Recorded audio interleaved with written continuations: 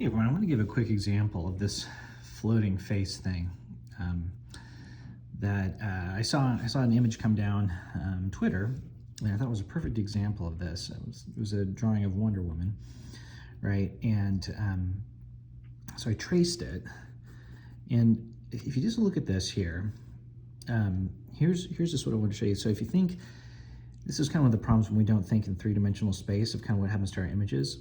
So look at how much of the side of her face we can see. Like, this is pretty long, and the ear is all the way up here, right? But then look at what goes on with her jaw over here. So it's like her mouth is turned to face us, and here's the center line of her face, and then the jaw just kind of seems to go like this, right? And the whole side of the face, we're getting a big shot here, and then the cheekbones. Here, it's just, if you look at this, I kind of drew this doodle. It's like this is where the skull is at, and then this is what the face is like. The nose is here, the jaw. It's like the face is on a hinge facing us, and it's what's happening is when we draw, our brain is trying, like, flattening out the image subconsciously, because we must like looking at things directly on, as opposed to at an angle. So it's just kind of trying to flatten out and straighten out the features for us. But we have to kind of fight that and keep things on a three-dimensional plane. So I was playing with this a little bit, and you can kind of see this is, you know, if you're looking at someone at this angle and to see this many features, this is kind of where you start. Is you make the skull is an egg, or not an egg, but a sphere.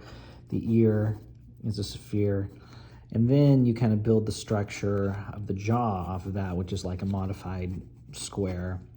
And then you find kind of the angles that you're working at to make sure that they're consistent. If the eyes are pointing one way, the mouth should be in line with the eyes, the nose should be in line with the eyes, the jaw should be in line with the eyes. The eyes are kind of the anchor there, and then the whole kind of face should kind of key off of that, right? And so what you get is then you're able to kind of hang your features and place them in a more three-dimensional space. Even this, I think, you can kind of see needs quite a bit of work. Yeah, the eyes are, our eyeballs are interesting. They're spheres inside of our head that the lids rest on. So even that, you have to kind of think in circular shapes and everything like that. But in these cases, then you can start, when you want to start building more grounded characters, as opposed to getting this kind of floating face where the features just don't seem to be existing in three-dimensional space. By starting with the shapes, then you can, block out, then you can create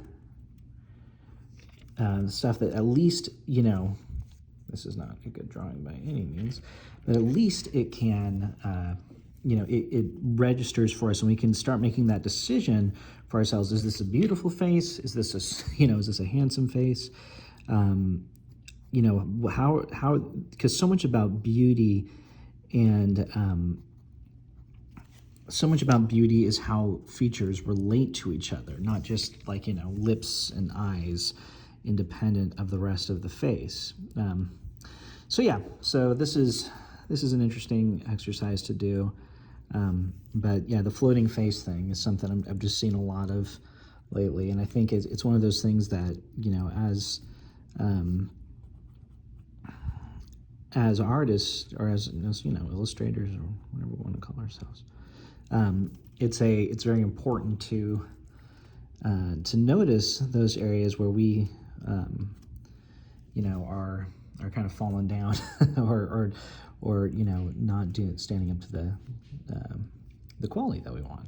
So anyway, so these are interesting exercises to try to look at the art and see how we could improve it. and, you know, kind of the mistakes that we make as amateurs. Anyway, I hope this is helpful.